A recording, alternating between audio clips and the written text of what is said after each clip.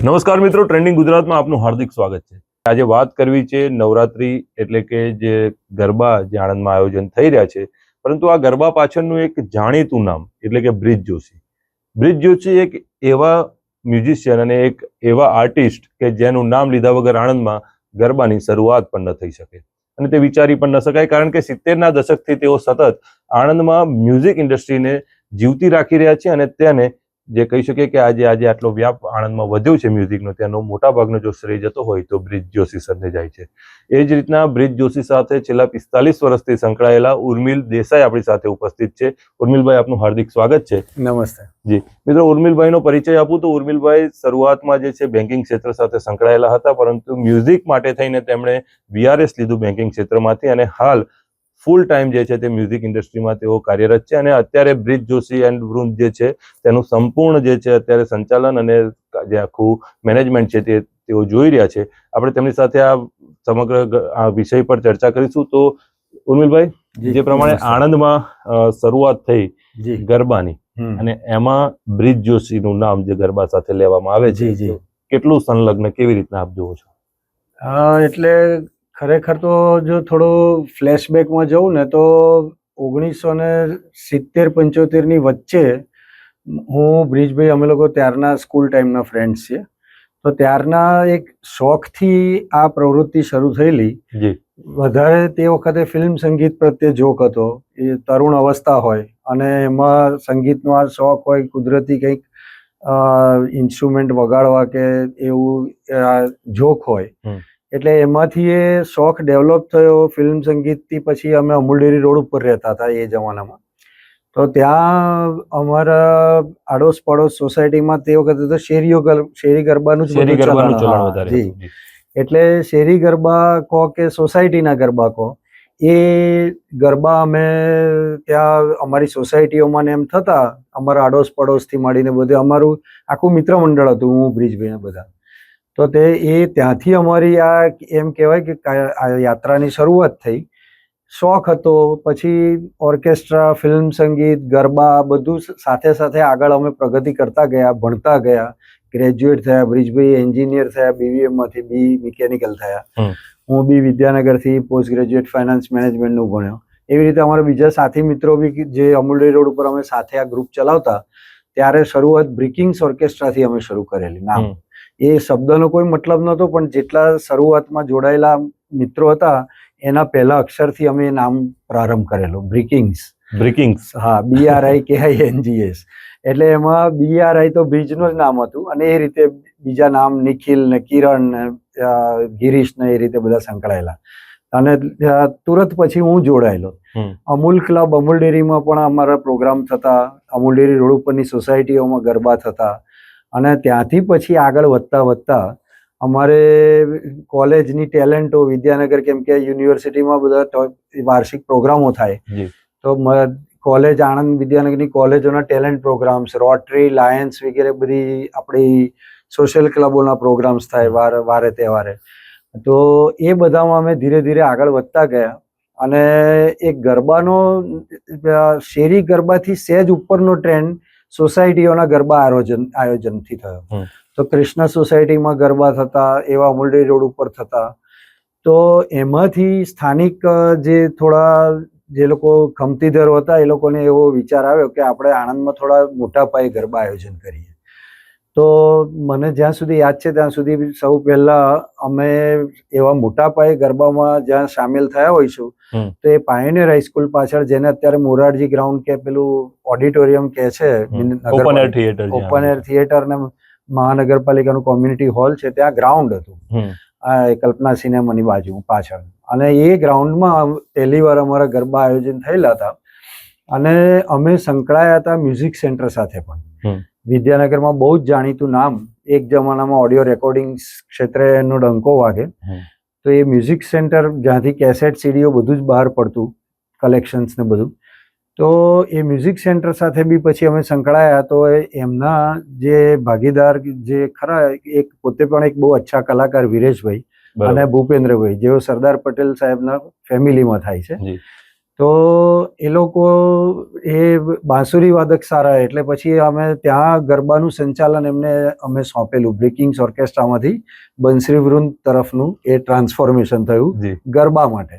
ગરબાને લઈને મ્યુઝિક. હા, એમાં આપનું મૂળ કામ મ્યુઝિક પર કામ કરવાનું. મ્યુઝિક પર. બ્રિજભાઈ પોતે છે ને કીબોર્ડ પ્લેયર છે, એટલે કીબોર્ડ એટલે આપણે જેને આ લોકો આ ચાલુ ચલણ ભાષામાં કેસ્યો કે છે, પણ એ ઓર્ગન કહો કે હાર્મોનિયમ એનું મૂળ સ્વરૂપ, એને પેલું એકોર્ડિયન.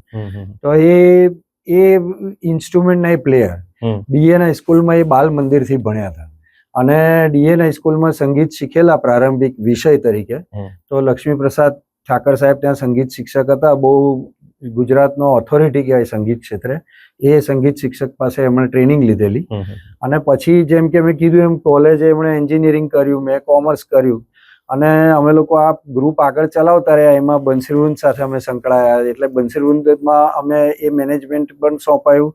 જગદીશભાઈ સોની કરીને બધું ગાયકોને ટ્રેન કરતા સંગીત શિક્ષક કેન્દ્રીય વિદ્યાલયના હતા, એ પણ એમાં હતા.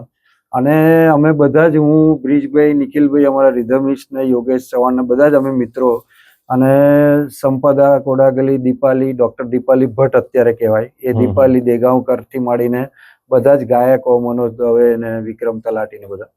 તો અમે બધા જ મિત્રો સાથે એ ગ્રુપ ચલાવતા હતા. એ મ્યુઝિક સેન્ટર વાળા બી એ શોખનું વધારે, વ્યવસાયનું ઓછું. પણ પછી બધા ગરબાનો ટ્રેન્ડ ધીરે ધીરે એસ્ટાબ્લિશ થતો ગયો, એટલે લગ્ન સમારંભોમાં એમાં તે વખતે ગરબાનો ટ્રેન્ડ ચાલુ થઈ ગયો હતો.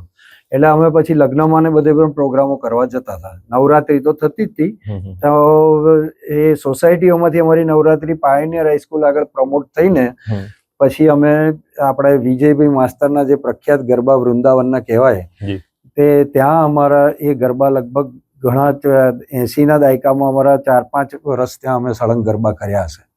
અને એ બંસીવૃંદના નેજા હેઠળ કરેલા. બ્રિજભાઈ આખું સંગીત સંચાલન કરતા, અને આખું ગ્રુપ અમે ત્યાં પ્રેઝન્ટ કરતા.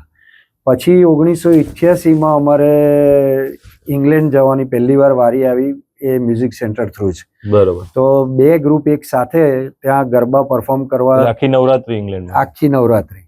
તો એ ત્યાં જવાનું થયું, એટલે અમે લોકો ત્યાં ગયા, અને ત્યારથી નવરાત્રીના પ્રોગ્રામો ઓલમોસ્ટ ફોરેન કન્ટ્રીઝમાં થતા રહ્યા. કઈ કઈ કન્ટ્રીઝમાં આપણે કર્યા? એમાં અમે 4-5 વર્ષ યુકે કર્યા, પછી લગભગ 6-7 વર્ષ અમે યુએસએ કર્યા છે, 2-3 વર્ષ કેનેડા કર્યા, દુબઈ આવતા જતા દુબઈમાં બી પરફોર્મ કરેલું, અને આફ્રિકન કન્ટ્રીઝમાં પણ કેન્યા ને એમ બ્રિજભાઈ પોતે બી અમુક સંગીતના કાર્યક્રમો આપવા ગયેલા. પણ અમે એઝ એ ગ્રુપ આ રીતે યુએસએ, કેનેડા, યુકે મેઇન બધે ગયા હતા.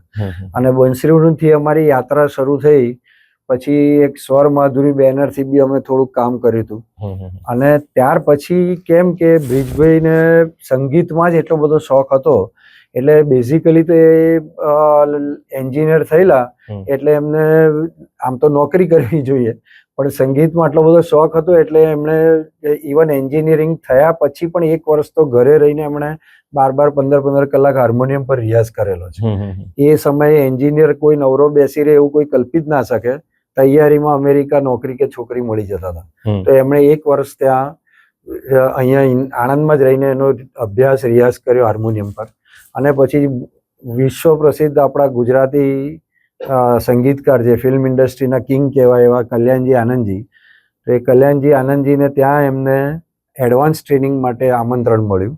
એમણે ત્યાં એપ્રોચ કરેલો, તો એમાં એમને આમંત્રણ મળ્યું, ને ત્યાં એમને એમના સન વિજુ શાહ, કે જે આ ચીજ બળી એ મસ્ત મસ્ત ને બધા ગીતો, ફિલ્મી ગીતો જે બધા ફિલ્મ આવી ગઈ, મોહરા, ગુપ્ત અને વિશ્વાત્મા, એના મ્યુઝિક ડાયરેક્ટરના હાથ નીચે એમને ટ્રેનિંગ માટે મુકાયા હતા. અને પછી એ થોડા વર્ષ મુંબઈ રહ્યા, અને ફિલ્મ ઇન્ડસ્ટ્રીમાં કામ પણ કર્યું. ત્યાં સાથે રહીને એડવાન્સ ટ્રેનિંગ લીધી કીબોર્ડની, અને ફિલ્મ ઇન્ડસ્ટ્રીમાં સાથે કામ બી કર્યું.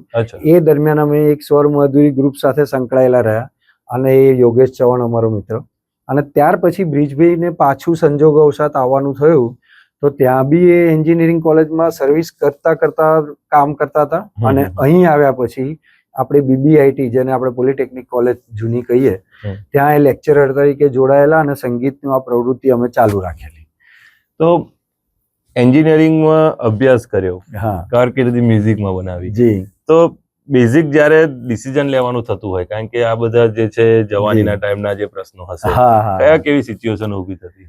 એક બહુ ફની સિચ્યુએશન તમને કહું કે હું 12મા ધોરણમાં હતો કદાચ, 79 ની વાત છે, અને બ્રિજભાઈને લોકો F5 માં હશે, એક્ઝેક્ટ મને યાદ નથી, પણ એ જ સમયગાળો જ્યારે 17-18-19 વર્ષની ઉંમરે.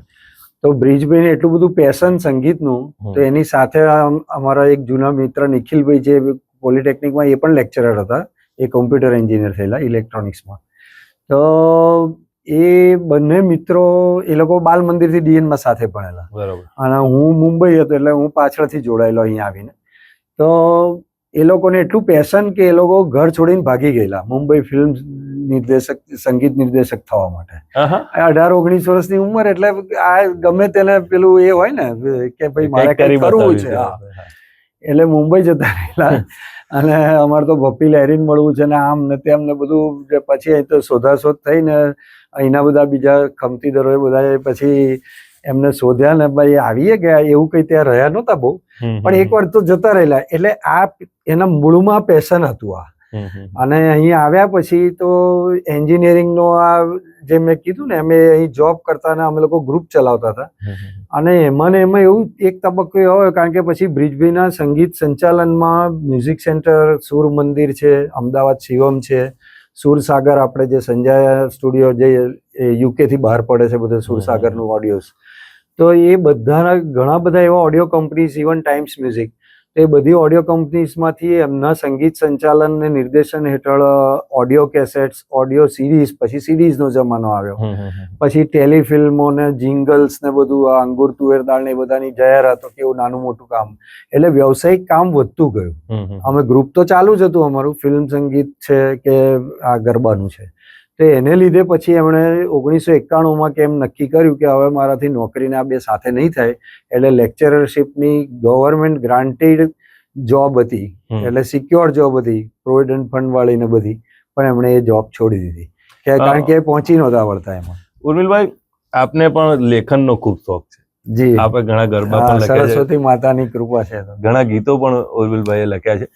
કોઈ એક એવો પ્રસંગ હોય કે જ્યાં આપનું લખેલું ગીત હોય અને બ્રિજભાઈનું મ્યુઝિક હોય, અને એનાથી કોઈ અત્યારે જે ટ્રેન્ડમાં ચાલી રહ્યા હોય ગીતો, એવા કોઈ ગીત? હા, એ તમને જણાવું તો લોંગ બેક જ્યારે મ્યુઝિક સેન્ટર પર કામ ચાલતું હતું ત્યારે એક આલ્બમ બહાર પડ્યું હતું ગરબાનું. એમાં એક ગરબો બ્રિજભાઈએ કમ્પોઝ કરેલો અને મારી પાસે લખાવડાવેલો. એ આજે ગુજરાતમાં ઘણા ગરબા ગ્રુપો ગાતા હોય છે. એ આમ તો રાગ આધારિત પણ બહુ સુગમ લાઇટ મ્યુઝિક વાળો ગરબો છે. આજ મારે આંગણીએ નોરતાની રાત આવી, માવડીને કાજે મેં તો ગરબો કોરાવ્યો ને, ગરબે રમવાને આવો માત, આવો માત. અને એ ગરબો ઘણો ટ્રેન્ડ થયો છે. અને એ સિવાય બ્રિજભાઈ સાથે રહીને મને એટલું મારું સદનસીબ કે મારામાં કુદરતી લેખન કલા તો થોડી મારા માતુશ્રીનું પેલું વારસાગત આવેલું. મારા માતુશ્રી અવિનાશભાઈ વ્યાસના, આપણા જાણીતા સંગીતકાર, એમના ગ્રુપમાં મુંબઈમાં ગાતા હતા અને પોતે સ્વાતંત્ર્ય સેનાની હતા. પુરુષોત્તમભાઈ ને આશાજી ને બધા સાથે એ વખતે એ જમાનામાં 50-60 વર્ષ પહેલા એમને સંકળાયેલા. એ મને જે હેરિડિટરી આવ્યું એમાં મને આ લેખનનું બી સૂઝ્યું. એકચ્યુઅલી હું ઇંગ્લિશ મીડિયમમાં થ્રુ આઉટ ભણેલો છું, પણ માતુશ્રીએ મારા ગુજરાતી હું ભૂલી ના જાઉં એટલે નાનપણથી જન્મભૂમિ, મુંબઈ સમાચાર જેવા સમાચાર પત્રો વાંચવાની ટેવ પાડેલી. એટલે એના આધારે મારું ગુજરાતી બી થોડું સારું રહ્યું.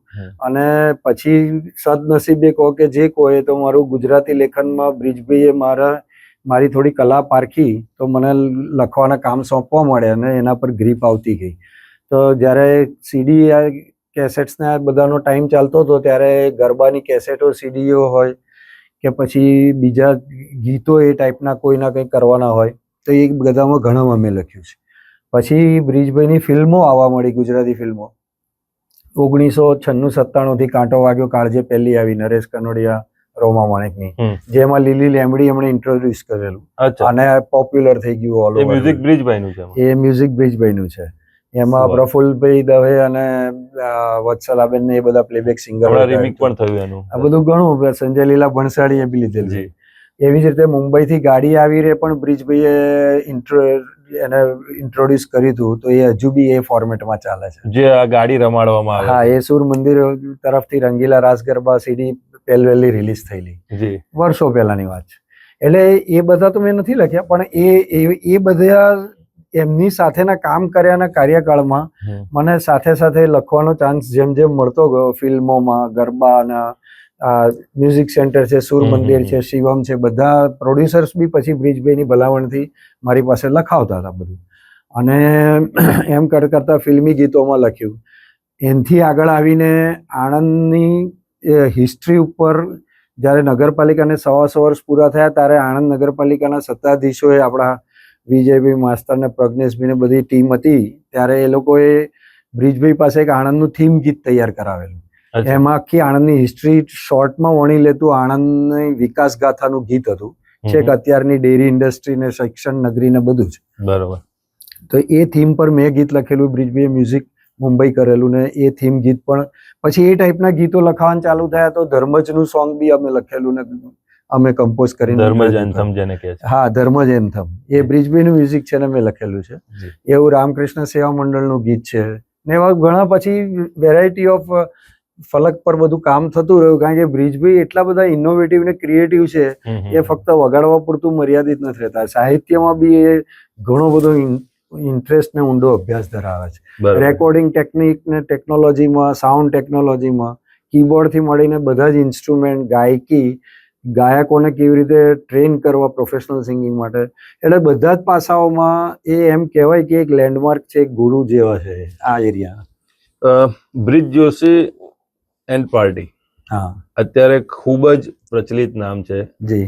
કોઈ પણ જગ્યા પર કદાચ એમને ગરબા કરવા માટે કે મોટા કોઈ ગ્રુપ સાથે જોડાવવું હોય, કોઈ મોટા આયોજન સાથે, તો થઈ શકે. પણ સતત ડીએન હાઈસ્કૂલમાં આટલા લાંબા સમયથી બ્રિજભાઈ નવરાત્રીમાં ફિક્સ એમની પાર્ટી હોય છે, તો એની પાછળનું શું કારણ છે? એની પાછળનું મેઇન કારણ તો એ છે કે બ્રિજભાઈ બાલ મંદિરથી મેં કહ્યું એમ ડીએન હાઈસ્કૂલમાં અભ્યાસ કરેલો. આપણા વૃંદાવનના જે ગરબા વખણાય છે એ મુરબ્બી શ્રી વિજયભાઈ માસ્તર બી એમના ક્લાસમેટ હતા. બરોબર. અને અમારા જે નિખિલભાઈ મેં બીજા કીધું જે અનફોર્ચ્યુનેટલી વહેલા એક્સપાયર થઈ ગયા, તો એ બધા સાથે ભણતા હતા. અને અમારી આ સંગીત પ્રવૃત્તિ ને બધું અહીંના એ બધા સ્થાનિક જે કઈ સત્તાતંત્રો છે, શૈક્ષણિક ક્ષેત્રના હોય કે રાજકીય ક્ષેત્રના હોય, બધાને ખબર કે બ્રિજભાઈ કેવી રીતે બ્રોટઅપ થયા છે આ સંગીત ક્ષેત્રે. એટલે અમે જે આ આગળ બંસીવરૂમથી મળીને બ્રિજ જોશી પાર્ટી પછી બ્રિજભાઈ ફૂલ ફ્લેજ પોતાનો વ્યવસાય ચાલુ કરી દીધો, એટલે અમે એ નામથી ચાલુ કર્યું. તો ત્યારથી જે બધા પ્રોગ્રામ થતા આવ્યા, અમે ફોરેન ટૂરો આગળ અમારી એ નામથી જ ચાલતી હતી પછી. અને એ જે વૃંદાવનમાં અમે ગરબા કર્યા, તો એના આધારે પછી બ્રિજભાઈને સૂર મંદિર વાળા આપણા જનકભાઈ હતા જે એના માલિક, એમના થકી અમને ડીએન હાઈસ્કૂલમાં અમને ઇન્ટ્રોડ્યુસ કરવામાં આવ્યા. કારણ કે ડીએન હાઈસ્કૂલમાં ત્યારથી એક મોટા પાયે વિશાળ ફલક પર ફક્ત એ લોકોના સ્ટુડન્ટને ધ્યાનમાં વિદ્યાર્થીઓ માટે, વિદ્યાર્થીનીઓ અને એમની, કારણ કે એ લોકોનું કેમ્પસમાં બહુ બધી એમની આશ્રમ શાળાના વિદ્યાર્થીઓ જ ખાલી, પણ બેઝિકલી વિદ્યાર્થીનીઓ માટે અને આણંદની બધી બહેનો માટે એ લોકોએ ગરબાનો પ્રારંભ કર્યો. ને એ જે પ્રારંભ કર્યો ને એ બહુ એથિકલ, બહુ રિલિજિયસ, જેને કહેવાય ધાર્મિક અને પરંપરાગત શૈલીના જ ગરબા કરવાના. નવરાત્રીની આખી એનો હાર્દ સાચવી રાખીને છોકરાઓમાં એ જે બાળકો છે, વિદ્યાર્થીનો, એમાં એ સંસ્કાર પડે ને એ સંસ્કારિતા આગળ વધે આપણી હિન્દુ ટ્રેડિશનની, એ હેતુથી એ લોકો એ ગરબાનું આયોજન, મૂળ તત્વોને પકડી રાખવા. એટલે 2007 થી અમે ત્યાં અમને એ લોકોએ બોલાવ્યા અને અમને ઇન્ટ્રોડ્યુસ કરવામાં આવ્યા. પછી બ્રિજભાઈએ મહેનત એટલી બધી કરી, પોતાની જ સ્કૂલમાં એક વ્યવસાયિક ધોરણે જવાન થાય એનાથી વિશેષ આનંદ તો શું હોય. અને પછી મેનેજમેન્ટ ટીમનો બી એટલો બધો સહકાર, એ લોકોનું એટલું બધું સુંદર શ્રેષ્ઠ આયોજન, સ્પોન્સર્સ બી એવા બધા સાત્વિક એમને મળતા રહ્યા. અને પછી તો આ બધું હવે અત્યારે તો કેટલું બધું મોટું કોમર્શિયલ લેવલ પર થઈ ગયું. એટલે એને સમકક્ષ એ લોકો બી એ ગરબાની, નવરાત્રીની ધાર્મિક દર વર્ષે અલગ અલગ થીમ સાચવી રાખીને એ આયોજન કરે છે. ને એમાં એમણે ત્યાં સુધી કીધેલું છે કે બ્રિજભાઈ તમારે 355 દિવસ જ્યાં જવું હોય ત્યાં જાઓ, અમેરિકા જાઓ કે ઇન્ડિયામાં પ્રોગ્રામ કરો, પણ 10 દિવસ એટલે 9 દિવસ નવરાત્રીના 365 માંથી 9 દિવસ તો ડીએન ને જ આપવાના તમારે. છેલ્લા 4 વર્ષથી બ્રિજભાઈ નથી હોતા ડીએન માં, તો એની પાછળનું શું કારણ? એમાં બી એક પાછું આણંદના બધા જ આ ચાહકોની શુભેચ્છા કહો કે મા સરસ્વતીની કૃપા કહો ને એમની મહેનત કહો જી ને એમના પરિવારનું બેકિંગ કહો, તો એ સંગીતમાં એમણે એટલું બધું કેરિયરમાં આ 40 વર્ષ 45 વર્ષની કેરિયરમાં એમનું પ્રદાન રહ્યું છે. વિવિધ બધી જ સંસ્થાઓ અહીંની સ્થાનિકથી માંડીને USA બધે UK બધા એનું સન્માન કરેલું છે. ત્યાં સુધી કે રાજ્ય કક્ષાએ 2004માં નરેન્દ્ર મોદી સાહેબે એઝ એ ચીફ મિનિસ્ટર એમનું રાજ્ય કક્ષાએ આણંદ જિલ્લામાં સંગીતના વિશેષ પ્રદાન બદલ એમનું ગવર્મેન્ટ એવોર્ડ સાથે સન્માન કરેલું. એટલે એ બધું એમની જે ક્રેડિટ્સ એમની ક્રેડેન્શિયલ્સ એમના ભેગા થયા, એના આધારે US ગવર્મેન્ટે એમને ભારતમાંથી 20-25 આર્ટિસ્ટોને જે એ મળ્યું હોય, ક્રેડિટ મળી હોય એવું ગ્રીન કાર્ડ US ગવર્મેન્ટે સંગીતની એમની આવડત પર એમને પ્રદાન કર્યું છે. હા, એટલે હવે કોરોના પછી એમને ગ્રીન કાર્ડ ગ્રાન્ટ થઈ ગયું. એટલે ત્યાં એ લગભગ 2013-14 થી ઉનાળાની આખી સિઝન ત્યાં અવર જવર કરતા હતા. વર્ક પરમિટ પર ત્યાં 6-7-8 મહિના રહેતા હતા. એટલે પછી આ ગ્રીન કાર્ડ થયા પછી એમનું ત્યાં બી એટલું બધું ચલણ, અને આપણો આણંદનો બહુ બહોળો વર્ક ત્યાં યુએસએમાં ખાસ કરીને ન્યૂ જર્સી, ન્યુયોર્ક, આખું પૂર્વ પટ્ટી પર બધે સ્થાયી થયેલો છે. બધા જ DN ના હોય કે વિદ્યાનગરના હોય કે બધા જ જે લોકો અત્યારે બહુ સારા એવા લેવલ પર બધે સ્થાયી થયેલા છે. એટલે એ બધા એસોસિએશનોથી માંડીને અમારા જ ગ્રુપના અહીંથી બધા USA સ્થાયી થયેલા કલાકારો પાછળથી ત્યાં સ્થાયી થયા હોય, અને આણંદ એરિયાના બી બીજા કલાકારો, એ બધા ત્યાં ભેગા થયા. અને પછી એ બધે બ્રિજભાઈ ત્યાં બી હવે ફ્રીલાન્સિંગ મ્યુઝિક પણ કરે છે, પોતે બી ગ્રુપોનું અમુક જગ્યાએ સંગીત સંચાલન કરે છે, પોતે એના ટ્યુટર તરીકે સંગીતના એ પણ સેવા આપે છે, અને રેકોર્ડિંગનું કામ બી ત્યાં કરે છે. એમની પાસે પોતાનું સ્ટુડિયો સેટઅપ સોફ્ટવેર ને બધું છે, જે અહીં આણંદમાં પણ એમની પાસે છે. એટલે એ 4 વર્ષથી પછી એવું બન્યું કે ગ્રીન કાર્ડ થવાથી ત્યાંના લોકો બી આગ્રહ રાખતા થઈ ગયા કે હવે તો તમારે આવવા જવાનો વર્ક પરમિટ વિઝાનો પ્રોબ્લેમ નથી, તમારે નવરાત્રી અમારી જોડે જ કરવી પડશે. અને અહીં DN મેનેજમેન્ટનું કહેવું હતું કે બ્રિજ જોશી વૃંદ તો અહીં જોઈશે જ. એટલે હવે ઘણા લોકો એવું કહે છે કે 45 વર્ષથી અમે સાથે છીએ, એટલે અડધા બ્રિજભાઈ જેવા તમે થઈ ગયા છો એવું કહીએ તો ચાલે. એટલે અમારું પાછું એક ગ્રુપની એક ખાસિયત શું છે કે બ્રિજભાઈ કોઈ વ્યવસાયની રીતે આ ગ્રુપને હેન્ડલ નથી કરતા. એક ફેમિલી ટીમ તરીકે એને આખું સંચાલન કરે છે.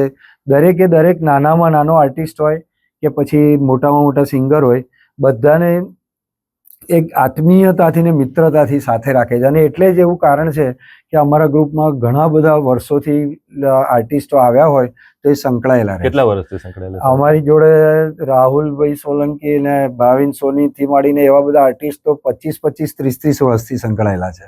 30 વર્ષથી એક જ ગ્રુપમાં અમારી સાથે. હવે તો અમારી મેનેજમેન્ટ ટીમના, ઇનફેક્ટ આ મીડિયા ટીમના અમારા મેનેજર થઈ ગયા છે ને એવું બધું છે. અને એવા સિંગિંગ ડિપાર્ટમેન્ટમાં કહો, મ્યુઝિક ડિપાર્ટમેન્ટમાં કહો, ઘણા બધા એવા આર્ટિસ્ટો છે કે જે વર્ષોથી સંકળાયેલા. અને એ ત્યારે જ શક્ય બને કે જ્યારે તમે એ બધા આર્ટિસ્ટો પાસે કોમર્શિયલ હેતુથી કામ લેવાની ખેવના ના રાખો, પણ એક ટીમ તરીકે કામ કરો. અને બ્રિજભાઈ એ જ કે હું તો ભલે મને બધા મોર જેવો આમ પ્રોજેક્ટ કરતા હોય કે તમારી કલા બહુ સારી, પણ કે મોર પીછા વગર નકામો છે, એટલે એ બધા મારા પીછા છે, તારે હું શોભું છું. આ એમની વ્યાખ્યા છે ટીમ માટે. અને એટલે 4 વર્ષથી બ્રિજભાઈ અહીં નથી હોતા તો બી બાકીના બધા પીછાઓ અમે ભેગા થઈને બ્રિજભાઈ જેવી કલા કરવાની કોશિશ કરીએ છીએ. અને મેનેજમેન્ટ DN નો અમારો સાથ સહકાર છે. ખૂબ સરસ. તો જે પ્રમાણે મિત્રો આપણે જાણ્યું કે કેવી રીતના એક મ્યુઝિકનો શોખ માણસને એક મ્યુઝિકની ઓળખ સુધી પહોંચાડી દે છે, એવી જ એક જે કહી શકીએ કે આપણું આણંદ તેના પર ગર્વ લઈ શકે એવી હસ્તી એટલે કે બ્રિજભાઈ, કે જેઓની આખી મ્યુઝિકની સફર વિશે આપણે ચર્ચા કરીને સાથે જ જે બ્રિજ જોશી એન્ડ પાર્ટી છે તે મિત્રોનું શરૂ થયેલું એક નાનું ગ્રુપ આજે વિશ્વ ફલક પર તેની એક અલગ જ ઓળખ છે અને તેમના ગરબા ખૂબ જ પ્રચલિત છે. મ્યુઝિક સીડી અને જ્યારે કેસેટનો દોર ચાલતો હતો ત્યારે બ્રિજભાઈના મ્યુઝિકની ડિમાન્ડ જ કંઈક ઓર હતી અને કોઈ કંપની એવી ન હતી તે સમયની કે જે બ્રિજ જોશી સાથે એક કામ કરવા ઈચ્છતી ન હોય. આજે બ્રિજભાઈના નામથી એક ટોન પણ જે છે ચાલી રહ્યો છે, તેના વિશે પણ ઉર્મિલભાઈ જણાવતું દર્શકોને કે એક ખૂબ જ મોટી એક ઉપલબ્ધિ કહેવાય મિત્રો, કારણ કે જ્યારે મ્યુઝિકમાં કોઈ રિધમ આવતી હોય છે કે કોઈ સાઉન્ડ જેને આપણે કહીએ છીએ, તે સાઉન્ડને એક નામ કે એક ઓળખ આપવામાં આવે છે, ત્યારે વિશ્વની એક એવી કંપની છે કે જેણે બ્રિજભાઈના નામથી એ ટોનને તે નામ આપ્યું છે, તેના વિશે વાત કરશે ઉર્મિલભાઈજી. જી, એનો ટેકનિકલ વિગત તો બ્રિજભાઈ પાસે વધારે છે, પણ તમને સંક્ષિપ્તમાં કહું કે બ્રિજભાઈ કેમ કે કીબોર્ડ પ્લેઇંગમાં એક મહારત હાંસલ કરેલી છે. તો કોર્ગ કંપની બહુ જાણીતી છે જાપાનની. હા, તો એ કોર્ગ કંપની એ કીબોર્ડ્સ બધા આ સિન્થેસાઇઝર્સ કહો કે ઓર્ગન કહો, જે સાદી ભાષામાં આપણે, અને હવે તો બધું કોમ્પ્યુટરાઇઝ થઈ ગયું છે. એટલે એ જે કીબોર્ડ્સ છે બધા, એમાં અમુક કીબોર્ડના મોડેલમાં હવે ઇન્ડિયામાં કેમ કે આપણી વસ્તી ભારતમાં ઘણી છે અને સંગીત આપણું બહુ પ્રચલિત છે બધી રીતે, ગરબા એકલું નહીં, હા, પંજાબી હોય કે કોઈ બી હોય, તો એ કીબોર્ડમાં ઇન્ડિયન ટાઈપના સાઉન્ડની પણ એટલી જ વેલ્યુ છે. સિતાર હોય, ફ્લ્યુટ હોય, તબલા હોય, ઢોલક હોય, કઈ બી બધા આપણા ભારતીય વાજિંત્રો. તો એમાંના અમુક વાજિંત્રોના જે એના ટોન, જેને અસલ વાજિંત્રને અનુરૂપ જ એ બ્રિજભાઈએ ટેકનિકલ કમ મ્યુઝિકલ એમના નો હાવ, એટલે કે એમનું જ્ઞાન અને એમનો અનુભવ, એનું એક ખૂબ જ સારું સંમિશ્રણ કરીને એવા ટોન્સ બનાવેલા છે જે કોર્ગ કંપની એમના કીબોર્ડ્સમાં અંદર ઇમ્પ્લિમેન્ટ કર્યા છે, એમાં અમલ કર્યો છે, એને ઇન્ક્લુડ કરેલા, સામેલ કરેલા છે.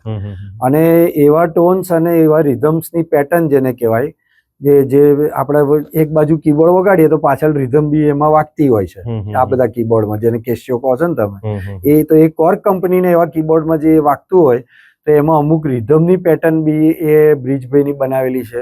અમુક ટોન્સ એવા છે જે ઇન્સ્ટ્રુમેન્ટના અવાજ છે જેને કહેવાય, તો એ બ્રિજભાઈએ ટેકનિકલી અપગ્રેડ કરીને પોતાની રીતે ક્રિએટ કરીને બનાવેલા. તો એ લોકોએ જે તે ટોન અને રિધમ પેટર્નને બ્રિજનું નામ અંદર આપેલું છે. એ મોડેલ દુનિયામાં જ્યાં બી વેચાય, જ્યાંથી બી વેચાય ને એ ટોન તમે સિલેક્ટ કરો તો એમાં એ બ્રિજ શેનાઈ કે બ્રિજ તબલા કે ઢોલક કે ઇન શોર્ટ બ્રિજના નામ સાથે એ ઇન્સ્ટ્રુમેન્ટને સાંકળેલું છે. શું વાત છે, ખૂબ મોટી બાબત છે, કારણ કે કહી શકીએ કે એક રીતના મ્યુઝિક ઇન્ડસ્ટ્રીમાં હવે આ જે ટોન ને આ સાઉન્ડ છે તે બ્રિજભાઈના નામથી અમર થઈ જશે. હા, અને એક બીજી બી એક એમનું એક બધું આ ફલક પર એક પ્રદાન છે કે આણંદમાં જે 30-40 વર્ષથી જે લાઈવ શો કે પ્રોગ્રામો થાય છે ને રેકોર્ડિંગો બી થતા આવ્યા, સ્ટેજ પ્રોગ્રામ્સ, પછી રેકોર્ડિંગ ક્ષેત્રે આ બધા તમે જે કીધું એ ઓડિયો સીડી ને બધું, અને ફિલ્મોમાં બી, ગુજરાતી ફિલ્મોમાં. તો આણંદ જેવા નાના સેન્ટરમાં કે જ્યાં દૂધ કે શિક્ષણ નગરી કહેવાય કે પછી ઔદ્યોગિક કે કૃષિ નગરી કહેવાય, ત્યાં સંગીતના વ્યવસાયમાં પણ લોકો પગભર થઈ શકે અને અહીંયા એના આધારે એક આખું એમ્પ્લોયમેન્ટ માર્કેટ નાના પાયે બી ઊભું થઈ શકે, રોજગારનો એક એ પરિકલ્પનામાં બ્રિજભાઈનો બહુ અહેમ મોટો રોલ છે. અને એટલે જ આટલા નાના સેન્ટરમાં રેકોર્ડિંગ સ્ટુડિયોઝ પણ અહીં એવા થયા છે કે જે વખણાયા છે ગુજરાતભરના રાષ્ટ્રભરમાં, અને એનું હજુ બી કામ તો માસ્ટર સ્ટુડિયો હોય કે એ લોકોનું હજુ બી કામ સારું ચાલે છે.